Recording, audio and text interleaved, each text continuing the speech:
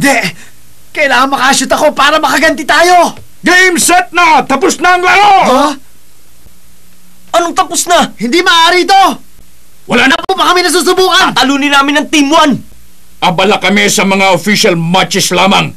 Wala kaming panahon sa mga banong tulad nyo. Ang yabang mo ah! Huwag mo nga kami mamalitin! Tama na! Pumasok na kayo sa loob. Pero Captain! Sige na, matatalo rin natin sila sa susunod. May sasabihin lang ako.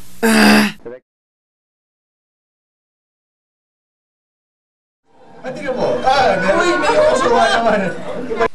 Ayan na si Jenny, oh. Mr. Oda! Ako na! Isang Octacidos. Magandang araw sa inyo. Ako nga pala si Pocholo Gonzales, Director ng Hero TV. FX Production para malaman kung paano ginagawa ang dubbing. Yan, ang proseso ng pagdadub. Mamaya makikita nyo ang iba't ibang mga tao, mga voice talent, mga batikan at mga professional dubber na kung paano nila ginagawa ang dubbing. Kaya, dyan lang kayo. Sunod kayo mamaya. Ayan, nandito na tayo sa SFX ngayon at magsisimula na ang dubbing. 9:30 ng umaga, yan ang tamang oras ng pagsisimula. Yung call time namin. Kaya, sama kayo. Doon tayo sa studio. Ayan, ito ang studio. Ayan, sama kayo. Ayan, okay. Pasok tayo. Kilala natin ngayon ang mga tao sa likod ng dubbing. Yan, ang mga anime na paboritong-paborito nating pinapanood. Ang ating technician, yan, technician, walang iba kundi si Robin, ang aming Pinoy, Robin Padilla. Ayan, itong ginagamit naming mga gamit, mga program, kung saan ay makikita nyo ang iba't ibang mga gamit. Yan, TV, itong computer. So mamaya, makikita nyo yung mga voice talent natin. Darating na sila. Ng ilang minuto na lang at nandyan lang sila. So, abangan nyo sila. Hoy! Hello! Kamusta? Ako nga pala si Benji Durango and tama-tama, it's 9:30, 10 o'clock ang schedule namin. So, ngayon, mag-start na ako mag-dub ngayon. And, siyempre, maya-maya, darating na rin ibang mga tao. Oh! Hi! Ako nga pala si Robert Brillantes at, ano ba? 9:31. Aga ko ha? Maaga tayo. Maya-maya, darating na rin yung mga ipakasama naming dubber. Abangan nyo kami, papakita namin kung paano dinadub. Pero siyempre, bago tayo mag-dub, kailangan natin ng script. Wala tayong script. At bukas dapat ang monitor. Kailangan mo sa monitor. Dito na tayo ngayon sa dubbing studio. So, importante sa dubbing, kailangan meron kang script. Script, syempre. Yung monitor, bukas na. Ayan, bukas. Syempre, ang mikropono. Di ba? Eto, dito tayo magdadub ngayon. Ayan. Syempre. Okay. So, pwede tayo magsimula. So, pala, bago tayo magsimula, gusto kong magpakilala sa inyo. Ako si Benji Durango. Dubber ng sikat na Meet Your Garden bilang Daming Sir. At syempre, dinub ko rin si Martin ng Lovers in Paris, si Jerry ng Stained Glass, at marami pa po. At, ito naman si Robert. Ako naman si Robert Brillantes at ang mga dinub ko naman ay ang, tulad nga sinabi ni Benji, ang Meet Your Garden, ang pinakasikat.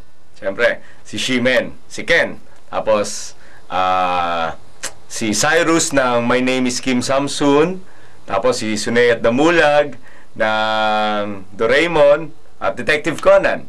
Yun. At syempre ito, offside, si Shingo. Ito na ngayon ang actual dubbing. Shhh! Ay! Naipakita na ni Shingo ng okay. Naipakita na ni Shingo ang kawaku. Isa pa. Naipakita na ni Shingo ng kawaku ang galing niya. Isang pagkakataon nito para sa kawaku. At di naman dumadaan sa centering. Makukuha niya kaya? Tamang-tama lang sa harap ng steel wall defender ng Shishioka. Mga kaibigan, ibinalik ang bola kay Yakumaru. Pagkakataon na ito ng kawaku para maka-goal. Kirabayashi! Nag-sliding tackle si Kirabayashi! Hindi magawa makatira ni Yakumaru! Yakumaru, ikaw nang bahala! Tingnan niyo mga kaibigan! Napunta ang bolang sumama sa balikat ni Uta kay Goru! Kasama ang technician at ang direktor. Makikita ninyo. Okay. Wala na, mayroon pa.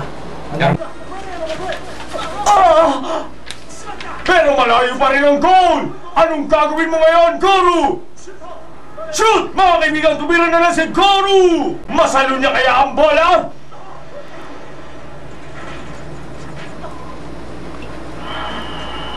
Relax. Sige na. Relax lang. Okay. After Goal! Goru, nagawa niya!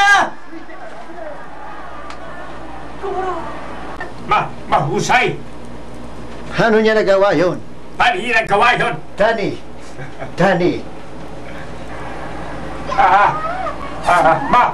Mahusay! Paano niya nagawa yun?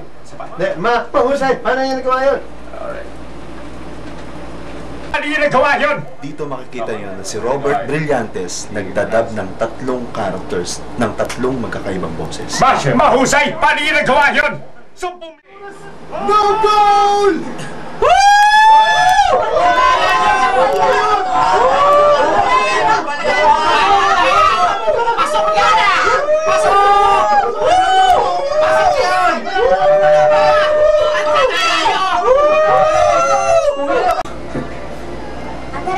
Simula na ng bagong panahon. At habang hindi pa namin natatalo ang Yokonan, hindi namin magagawa umabot sa na... Sorry. Umabot. Tap. Okay, cut. Simula na ng bagong panahon. At habang hindi pa namin natatalo ang Yokonan, hindi namin magagawang umabot sa national finals. Wala ni isa sa kanila ang gustong magpatalo. Pero yun lang ang oras natin ngayon. Okay, so tapos na tayo. Yan ang huling part ng episode 14 ng Offside. So, yan, saksihan nyo ang dubbing process. So, salamat sa panonood.